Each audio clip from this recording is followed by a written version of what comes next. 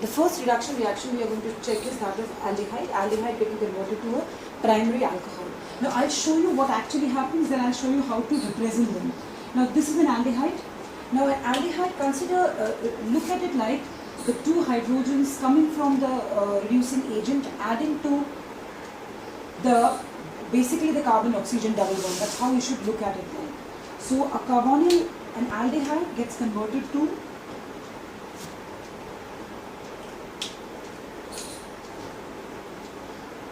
so there are two H's which have added from the reducing agent to form a primary alcohol. Okay. So I will just give you an example. Think of this is 2 carbon, so the stem is eth, so it's ethanal, also known as acetaldehyde, common name. That is how we show the reducing agent, which is, I told you, sodium borohydride followed by an acid, which gives us a primary alcohol, ethanol. So if you remember, in the previous videos we had converted an alcohol to an aldehyde by oxidation. Here we are just doing the reverse. We are getting the alcohol back by the reduction, because primary alcohols gave us aldehydes. Aldehyde on reduction also gave us the primary alcohol back. Okay? Now moving on to ketones. This is a ketone. Again, the addition of hydrogen on ketone take place. Again, you can view it like the previous example. There is an H adding to the 2, and remember there are 2 alkyl groups resulting in the formation of a secondary alcohol. Reducing agent being sodium borohydride followed by H+. So take an example. I am taking the simplest ketone. This is propanol. There are 3 carbons, so the stem is propanol.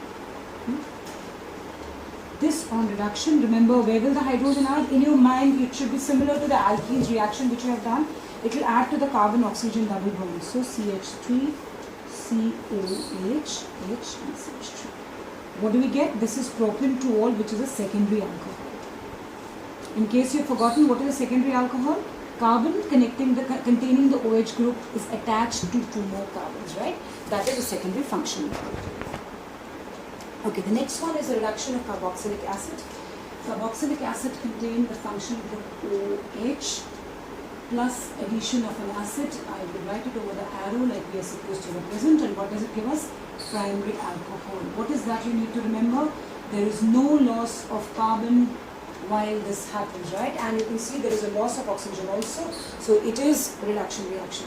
And which is the oxidizing agent we use? Lithium aluminium hydride in ether. Now what did I tell you about both these reducing agents? Both of them are hydrides. This means both of them give H minus. So H minuses. Okay, just look at what will happen.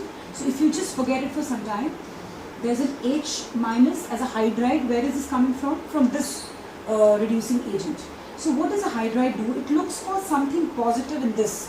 Now what is positive is this carbon, which is flanked by 2 electronegative atoms. So it is the attack of this hydrogen, the hydride, on this carbon, followed by a chain of reaction that starts. Okay, so this is what it looks like. And so when I have to write down the product, let's take 2 carbon carboxylic acid. This is ethanoic acid, commonly known as acetic acid. On reduction with the reducing agent, what happens? Again, there is this, it is going to add to this carbon. There is no loss of hydrogen carbon. So if I am starting with a 2 carbon carboxylic acid, I should end up with a 2 carbon alcohol. Just remember that. I think only this helps.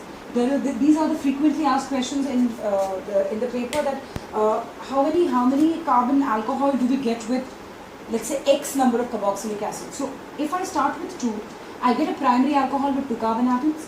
If I start with 3 carbon carboxylic acid, I would get an alcohol with 3 carbon. Just to give you another example, I am taking a 3 carbon carboxylic acid. This is called, remember, word root is prop, ane for the primary suffix, oic for the secondary suffix.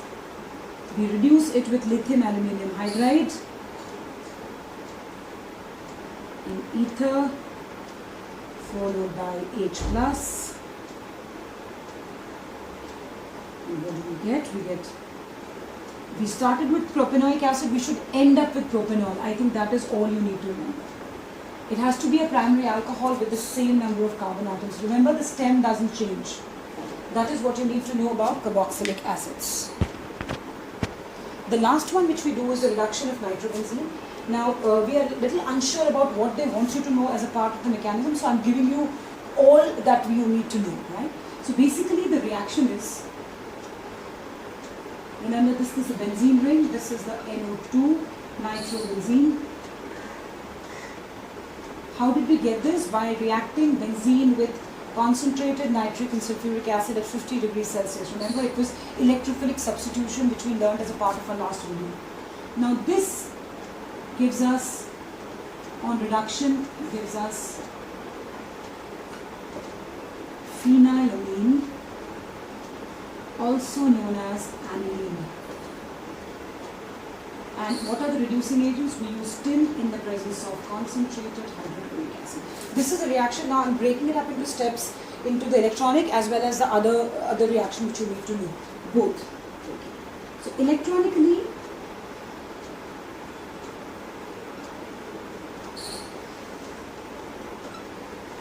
this is the first step. It reacts with an acid. The acid is coming from concentrated HCl and 6 electrons. So the agent is producing us giving us 6 electrons. So definitely this is giving electrons. So this is getting oxidized. So this is the reduction reaction. So this is coming from the reducing agent, which is tin in this case. So what happens is, in the first case it forms something called phenylammonium ion.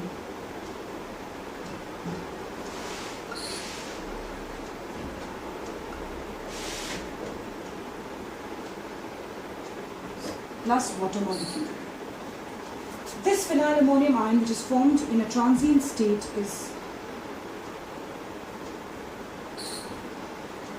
reacts with OH minus, which is coming from a base, preferably a sodium or a potassium hydroxide.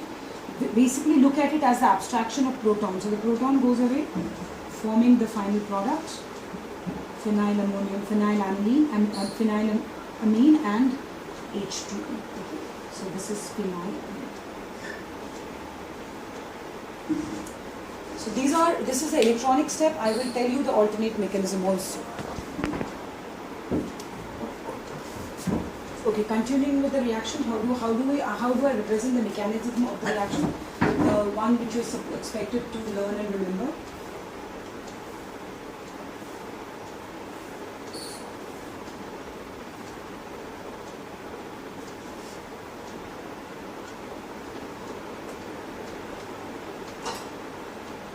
This is nitrobenzene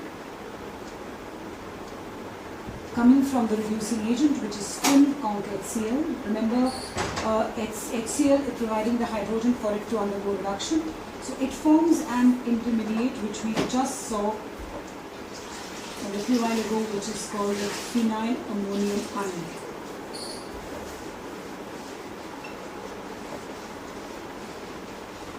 Now what is the second step? The second step is attacked by OH minus.